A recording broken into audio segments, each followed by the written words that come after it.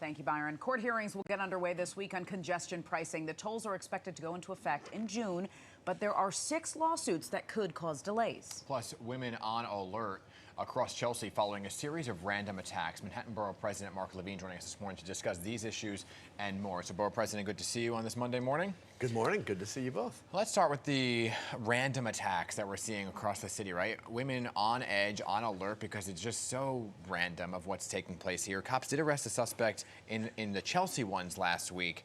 Are you worried about the trend you're starting to see now, copycat crimes that could come because of this? Well, I am relieved that there's a suspect in custody for the Chelsea attacks. It's just been horrible to see it playing out on TikTok. I know that many young women are fearful. The good news is, statistically, crime does remain low in New York City, but these incidents are incredibly disconcerting and unacceptable. It's also a reminder, I think, of some of the dangers of social media. We might not have heard about these incidents otherwise, and I'm glad they came to light, but at the same time, I think it may distort the perception of just what crime levels are in New York City. Well, let's go to congestion pricing, because that has everybody talking, especially every time you see a toll pop up anywhere across Manhattan above 60th Street. So it has 2 legal challenges in New Jersey, 4 in New York. What's the chances that this actually starts in June? I couldn't assess the validity of those lawsuits, but I have to note how outrageous it is that New Jersey's suing us on the basis of environmental law, when clearly when people move to mass transit, that's a win for the environment. Furthermore, let's remember, New Jersey controls the tolls on the Garden State Parkway. They're not eliminating those. They've never called for the tolls on the Jersey Turnpike to be eliminated. It's different. How is that different? Because New York has its own, people would say, I'm not saying, that there are tolls on the New York State Thruway and other roads. There's tolls for MTA bridges. Just like every state has their own parkways and turnpikes. They're calling it a congestion tax. That's not the only lawsuit, though. There's Staten Island suing. But why is this different from other tolls?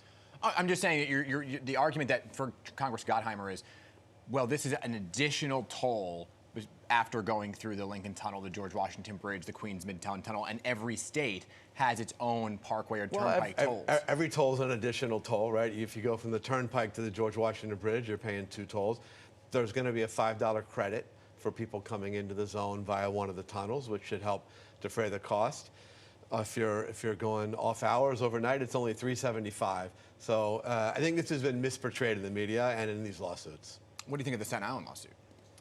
I feel the same way. This is a win for New York City. Ultimately, it'll help reduce congestion.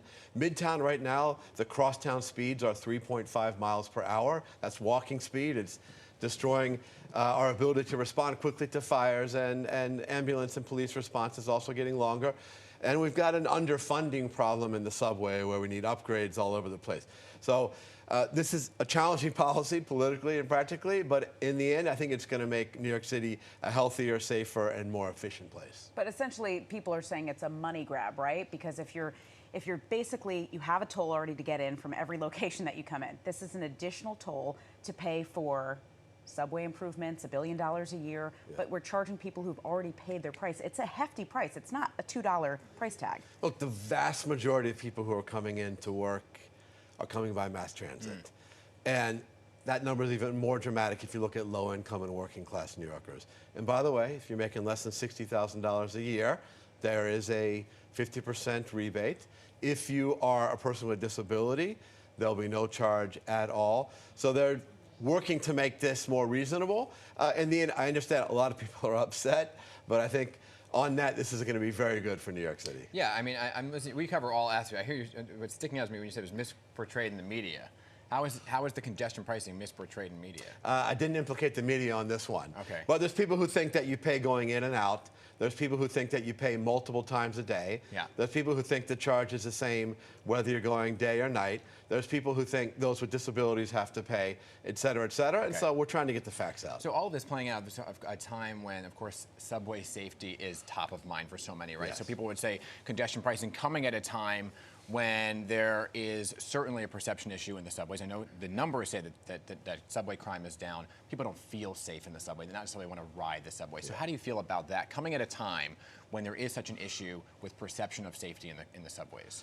Look, that perception of safety has to improve. People have to feel safe on the subway for New York City to work. So they want to okay coming to work or seeing a show or going to a museum. It's very, very important.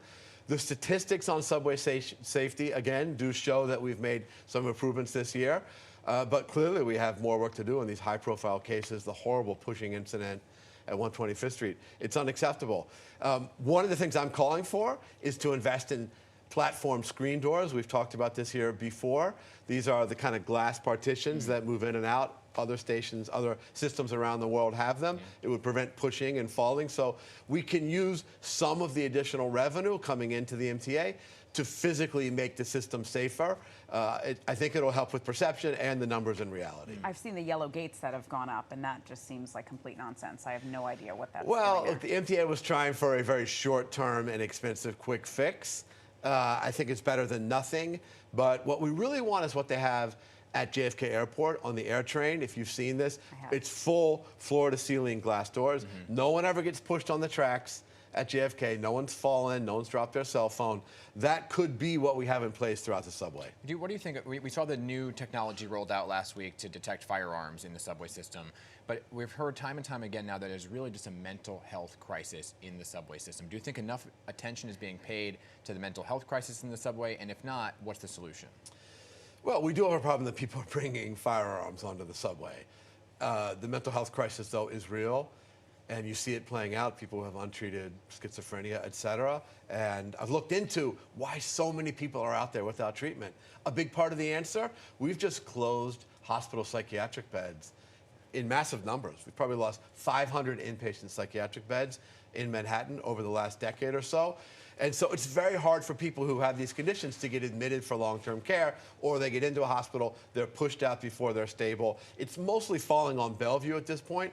The private hospitals have really been getting out of this business. And Bellevue itself has very limited capacity. Their long-term care unit for psychiatric patients has 19 beds. That's it. And we have thousands potentially on the street who need care. So we've got to expand capacity in the system so the people who need treatment can get it. Really quickly, I know you're past being on the city council, turning to the migrant crisis. If you were back on the city council, would you be voting to bring up or revisit sanctuary city laws? Well, I think this has definitely been misportrayed. Sanctuary city laws are related to how law enforcement interacts with people who are undocumented. You don't want somebody who's undocumented to fear reporting a crime or being a witness for a crime. But what if they are the criminal? Well, everyone deserves due process, right? And even under current rules, someone can be deported. And in the case of violent crimes, that should be on the table. That's all the status quo. So I think it's working. I think it imposes a measure of fairness. And I don't think we want to demonize migrants who, on the whole, are here to work. I talk to them all the time. The first question they ask me, how can I get a work permit? We need that labor. It's going to be good for New York City long term. All right, Borough President Mark Levine, we're out of time. We're going to leave it there. Next time we'll talk to you about affordable housing. I know we want to get to that as well. My favorite topic. Yes, I know.